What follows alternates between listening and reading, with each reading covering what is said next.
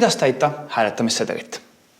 Sul ei ole vaja midagi muud, kui ära õppida, kuidas kirjutada neid numbreid. Numbri kirjutamine ei ole seaduse tegemine. Sinu numbritest peavad inimesed aru saama. Sageli keevad kabiinis pastakaga kahekesi olles tunded üle ja inimesed hakkavad sedelitele kritseldama teateid avalikkusele. Nagu näiteks mõisa köis, las lohiseb.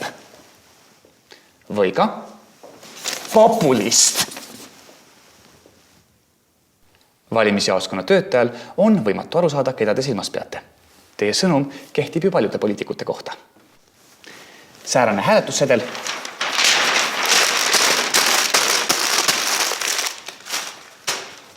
jõuab siia. Ja sinu hääletamisest on olnud sama palju kasu kui nende omast, kes pole oma häält üldse andnudki, vaid istuvad kodus teleka ees ja ootavad, et saatekavas oleks parem Eesti. Kuidas saab sinu häälest aga mandaat? Siin on kasutusel 3 peamist võimalust. Esiteks, lihtkvoot. Sinu lemmik on kõigi lemmik. Ta saab rohkem hääli, kui on laulupeol viisipidajaid ja riisub kokku häältesaagi, millest piisab otse Riigikokku pääsemiseks. Kuid kui palju hääli on palju? Ida-Virumaa. 8 mandaati.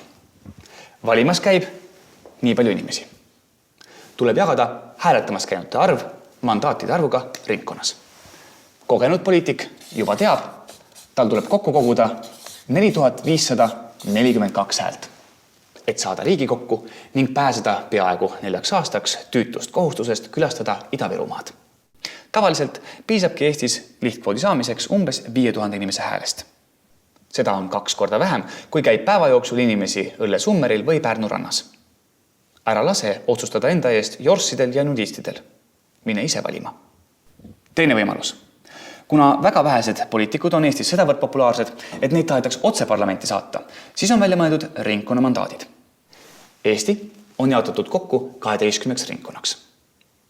Valimispäeva õhtul löövad prouad kokku, kui palju hääli üks erakond ühes konkreetses ringkonnas sai.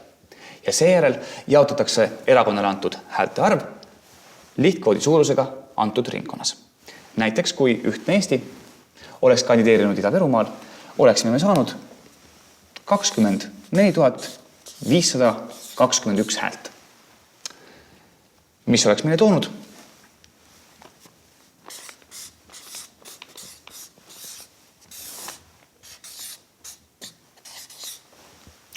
Viis kohta parlamendis. Spasiba vam. Kolmas ja kõige lihtsam võimalus. Kompensatsioonimandaadid. Jagamata jäänud mandaadid jaotatakse üleriigiliselt võrdeliselt erakondade poolt üle riigi saadud häältega. Ja nende väljaarvutamiseks on olemas üks lihtne valem.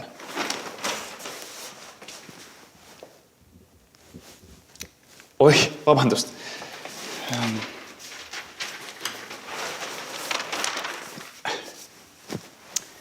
Seda nimetatakse tonti jagajaks.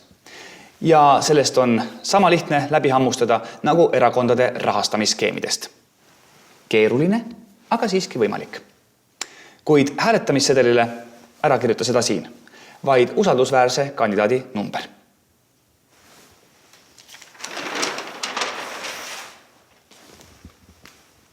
Leia oma valem ise.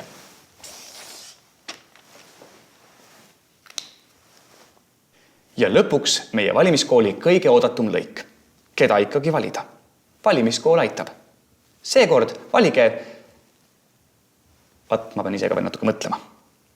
Oma valimiskoolides oleme sulle näidanud, et Eesti erakondi on raske usaldada ning et tõelistest probleemidest rääkimise asemel eelistavad nad sind kinni maksta sinu enda rahaga, ehk siis suuremate palkade, toetuste ja hüvitistega. Kui see ongi ainult raha, mida sa vajad, siis liida sulle lubatud summad ja leia endale meelepärane sponsor. Kui sa aga soovid tõestada, et sind on alahinnatud, siis mõtle selle peale, millist Eestit sa tahad. Kas sa tahad, et poliitikud mõtleksid pikas perspektiivis? Mõtleksid, mis saab 50 aasta pärast? Kas sa tahaksid, et Eestis oleks vähem provintsi? Et Eestil oleks idee?